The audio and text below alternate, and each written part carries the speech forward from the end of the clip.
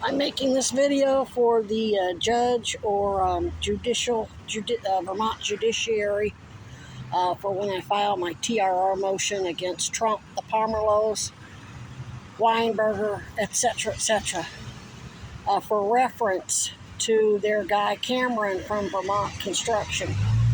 They had their Vermont construction trucks parked way over there.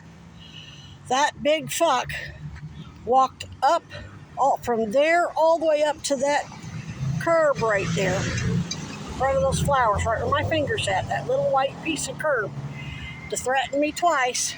Then when I walked over here to the public sidewalk next to a public park, that's why you see that bench right there. That big fuck walked from way over there, all the way over there, and then all the way up the sidewalk to threaten me while I was leaving a voicemail for former Sheriff Kevin McLaughlin, who still has a voicemail at the Sheriff's Department. Either way, I was calling law enforcement. So he went out of his motherfucking way to threaten me on a public sidewalk and stood here and got audio and video recorded, threatening me for whatever, just gaslighting. Point is, that's a physical threat. So the next motherfucker's going to get a mouthful of mace. They're going to get a mouthful of pepper spray, and let's see how that mouth goes.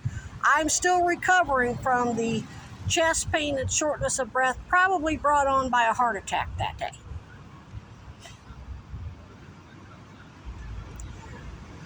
A physical threat to me, you don't have to put your hands on me to kill me.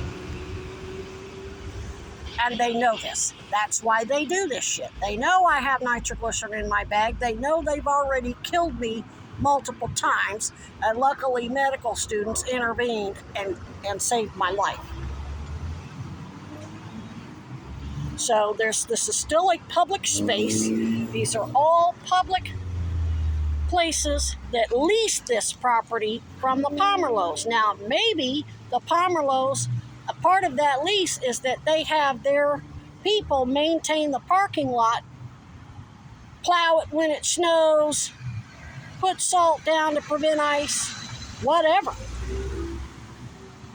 But ultimately, all these corporations that own these places literally, temporarily own and have say over this property.